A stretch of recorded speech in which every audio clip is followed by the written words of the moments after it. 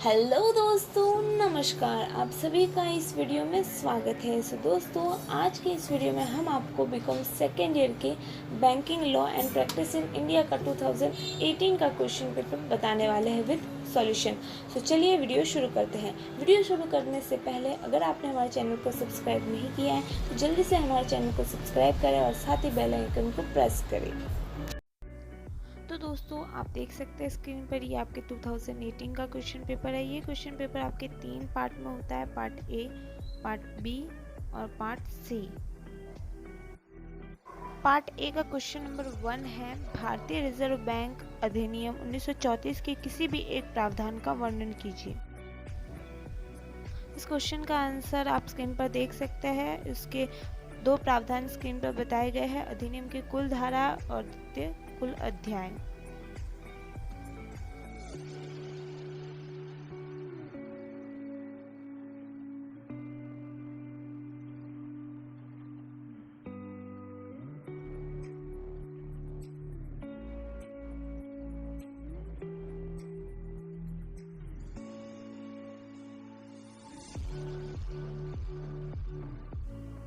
Question number B, banking नियमन अधिनियम 1949 की धारा 22 की संक्षेप में व्याख्या कीजिए। इसका आंसर आप देख सकते हैं। इसके लिए धारा 22 में उल्लेख है जिसमें लाइसेंस के लिए लिखित आवेदन करना होता है। ये आप पैराग्राफ देख सकते हैं। क्वेश्चन नंबर सी है, ग्रहणाधिकार को परिभाषित कीजिए।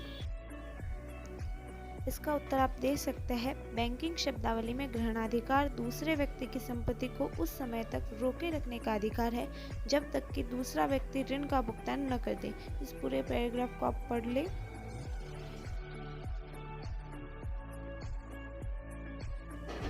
क्वेश्चन डी, कुर्की आदेश एवं दिवालियापन के मध्य अंतर बताइए। कुर्की आदेश लेनदार की प्रार्थना पर न्यायालय द्वारा जारी किया गया जाने वाला एक आदेश होता है जिसमें ऋणी के बैंक में पड़े हुए धन की निकासी पर रोक लगा दी जाती है। पेंसिल से लिखे हुए चेक के बारे में बैंक क्या व्यवहार करेगी, विधि एवं व्यवहार के आधार पर बताइए। पेंसिल से लिखा हुआ प्रतिज्ञा पत्र अवैधानिक तो नहीं है, किंतु उसमें परिवर्तन की आशंका के कारण व्यवहार में मान्यता देना उचित नहीं है।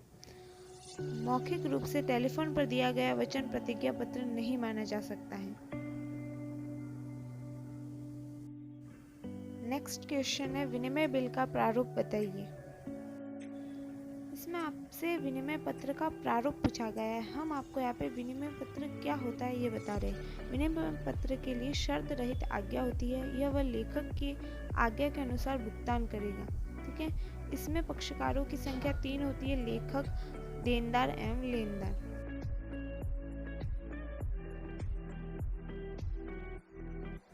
नेक्स्ट क्वेश्चन, असुरक्षित बैंक ऋण से आप क्या समझते हैं। असुरक्षित ऋण से तात्पर्य उस अग्रिम से है जो बैंक द्वारा बिना किसी धरोहर के व्यक्तिगत गारंटी पर प्रदान किए जाते हैं। नेक्स्ट क्वेश्चन, प्राधियन क्या है। किसी चल संपत्ति को बंधक रखने की क्रिया को प्राधियन कहते हैं।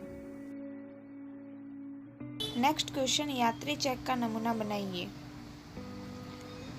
यात्री चेक सामान्यतः यात्रियों की सुविधा के लिए जारी किए जाते हैं। विदेशों में यात्रा करते समय तथा अन्य व्यक्तियों को नियमित खर्चा चलाने व व्यावसायिक कार्य हेतु विदेशी मुद्रा की आवश्यकता पड़ती है, तो इस प्रकार के भुगतान यात्री चेकों द्वारा किए जाते हैं। नेक्स्ट क्वेश्चन, व्यापारिक साख पत्र को परिभाषित कीजिए।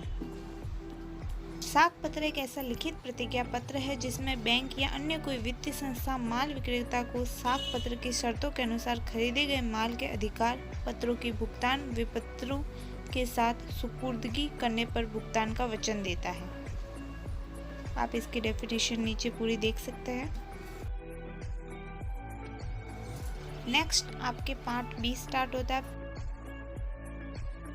भारतीय रिजर्व बैंक अधिनियम 1934 के प्रमुख प्रावधानों का वर्णन कीजिए।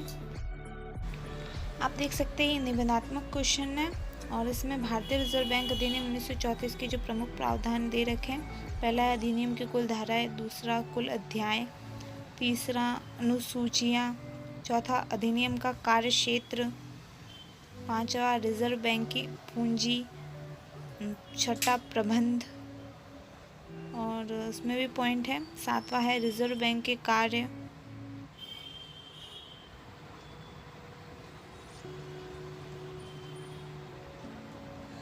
8वां रिजर्व बैंक वर्जित कार्य अधिनियम की धारा 19 के अंतर्गत। 9वां सरकार के बैंकर, एजेंट तथा सलाहकार के रूप में रिजर्व बैंक। नेक्स्ट, नोट निर्गमन के पीछे धरोहर कोषों की व्यवस्था। रिजर्व बैंक द्वारा विदेशी विनिमय की खरीद बिक्री की व्यवस्था का प्रावधान। रिजर्व बैंक अधिनियम में भारतीय बैंकिंग प्रणाली नियमन एवं नियंत्रण के प्रावधान। इसी तरह आप आगे देख सकते हैं, इसके बहुत सारे पॉइंट हैं।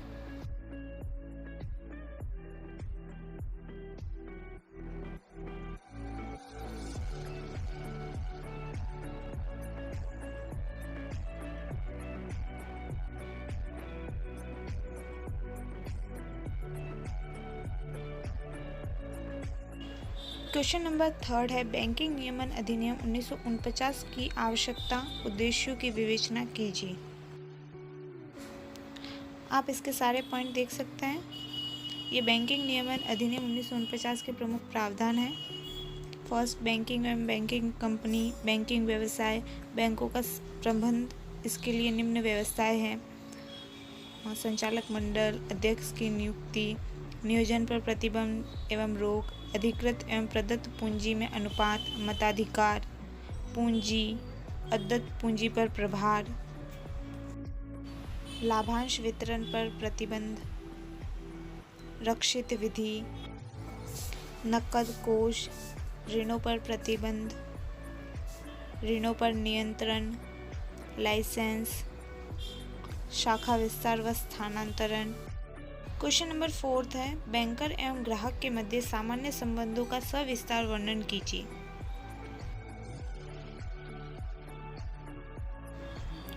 आप इसके सारे पॉइंट देख सकते हैं।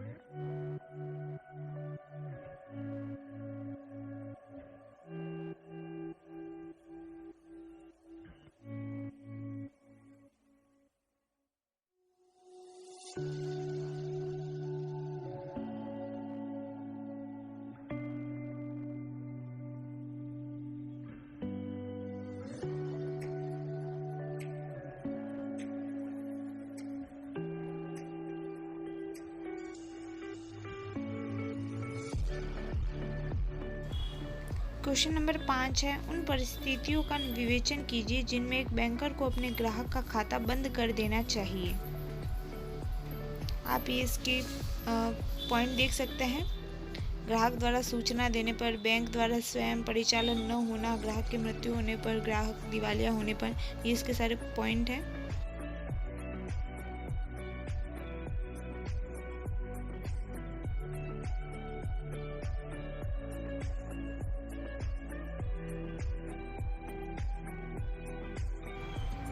क्वेश्चन नंबर 6 है, प्रतिष्ठांकन की परिभाषा दीजिए। प्रतिष्ठांकन के कौन कौन से विभिन्न प्रकार है, प्रारूप सहित विवेचना कीजिए।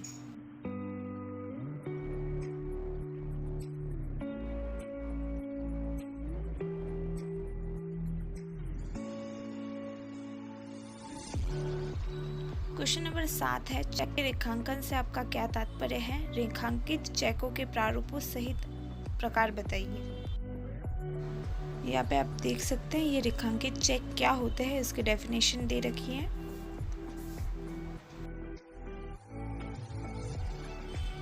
क्वेश्चन नंबर 8 है, गिरवी बंधक एवं प्राधियन के मध्य अंतर बताइए, प्रत्येक का उदाहरण दीजिए। ये प्राधियन की डेफिनेशन है।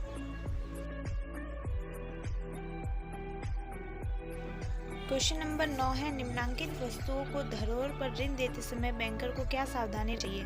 नवनिर्मित भवन, जीवन बीमा पॉलिसी, स्वर्ण, संयुक्त स्कंध कंपनी के अंश।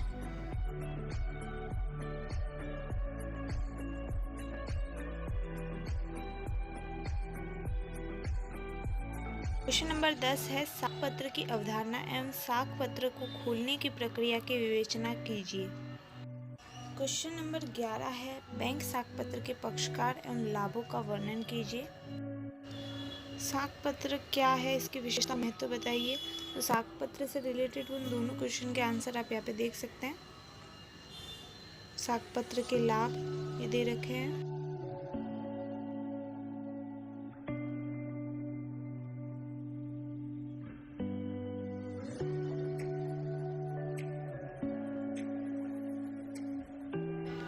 क्वेश्चन नंबर 12 बैंकिंग नियमन अधिनियम 1949 के प्रमुख प्रावधानों की व्याख्या कीजिए। तो इसके प्रमुख प्रावधान मैंने आपको पहले ही बता दिए हैं। नेक्स्ट क्वेश्चन विभिन्न प्रकार के बैंक ग्राहकों का वर्णन कीजिए।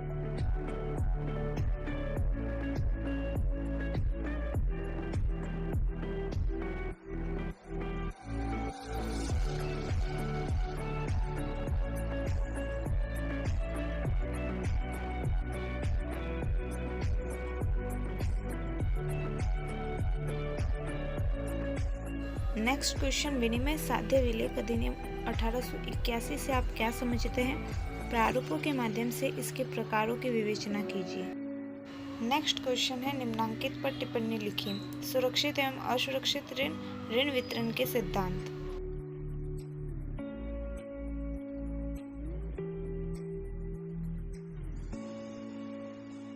क्वेश्चन नंबर 16 है प्रारूपों सहित बैंक साख पत्रों के विभिन्न प्रकारों की व्याख्या कीजिए। आपके इस पेपर में बहुत सारे प्रारूप पूछे गए हैं।